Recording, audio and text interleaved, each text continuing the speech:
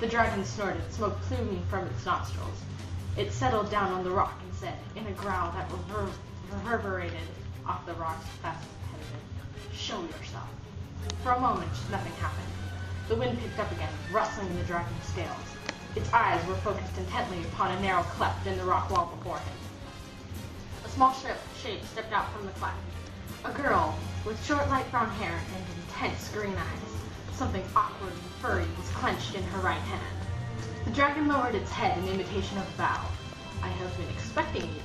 Kai-san, the legendary dragon slayer, known as Paige Winku to her friends, bowed back to the dragon. "And I you. You come to slay me?" "I do." The dragon snorted as if to laugh. "I cannot begin to think what offense I have trespassed against you. You hinder publication of the Scrawl magazine." "Indeed? How so?" "You keep eating our sponsors." The dragon laughed again. "I can assure you it is unintentional. I must eat, you know, and I am not picky. I'll snatch up anyone who crosses my path. Regardless, your behavior must not be allowed to continue. I will stop you, here and now." "Then come." Kai-san didn't move. The dragon thumped its tail against the ground. "Come!" he roared. That's what she said. Indeed. "Come, Allah, come, come, the battle's now begun," Kai-san quoted in a sing-song voice. "And all the foes of men in rows rise with the setting sun." "What nonsense do you speak, Dragon Slayer?" In a flash, Kai-san vanished. The dragon looked around wildly, then roared as an unfamiliar weight landed on its neck. It snaked its head around to fight at Kai-san. An intense, agonizing pain seared through its head. The dragon roared louder than ever. Kai-san whipped her bunny rabbit nunchucks back, then brought them down on the dragon's head again. The dragon screamed in agony, thrashing around. With another ninja flip, Kai-san leapt off the dragon's head, landing neatly on the ground. "It's not nonsense," she said, turning to leave. "It's Stephen King." A low, growling chuckle sounded behind her. Kai-san dodged behind a large boulder just in time to avoid a blast of fire from the dragon's mouth. "You think your bunny rabbit nunchucks are enough to defeat me? It shall take much more power than that, foolish girl. More power than you possess." "I wouldn't be so sure about that." Kai-san rolled out from behind the boulder, dodged more fire, and leapt up to a high ledge out of the dragon's reach. She closed her eyes, harnessing the inner ginger she had obtained through leading a scrawl meeting one day. What do you think you're doing?" the dragon cried, for he recognized the stance Kai-san had assumed. It was the pose of ginger madness. "If you falter in stance or focus for even the briefest moment, I know the risks. I am prepared to put my life on the line to stop you, if that is what I must do." Her powerful green eyes snapped open, now fused with the power of ginger. The world fell silent. "Usagi, assemble!" The mountain itself seemed to shake with the power of her voice.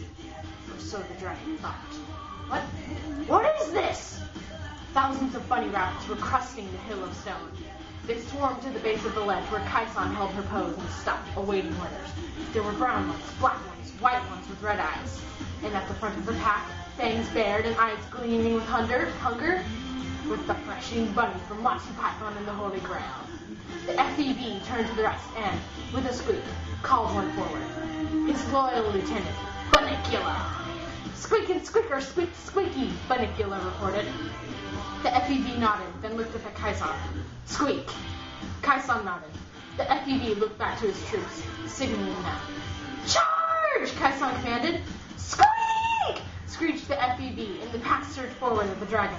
Screaming and thrashing, the dragon disappeared under a tidal wave of bunnies. No! I will not lose to bunny rabbits! I refuse! You shall pay for this! You! Oh! Ah! The dragon's cries faded and ceased. With a sigh of mixed pride and exhaustion, Kai-san dropped her stance. The bunnies disappeared. Smiling, Kai-san collapsed to the ground. Scrawl was free of the dragon's literary oppression, and the magazine would be published.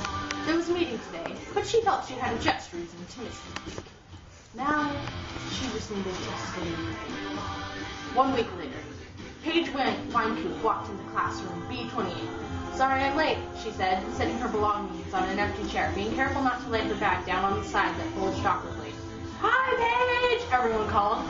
They were drinking some sort of soup out of bowls. "Where were you last week?" Katheryn asked, passing Paige a bowl of the soup. "Slaying dragons. Cool. What'd I miss?" Hunter found a magic leak in a urinal in the boys' bathroom. He brought it back here, and Andy made soup out of it for the meeting this week. Wait, you're saying he? That's right. He took a leak. Paige burst into laughter as Andy assumed her seat on the power stool of gingerness.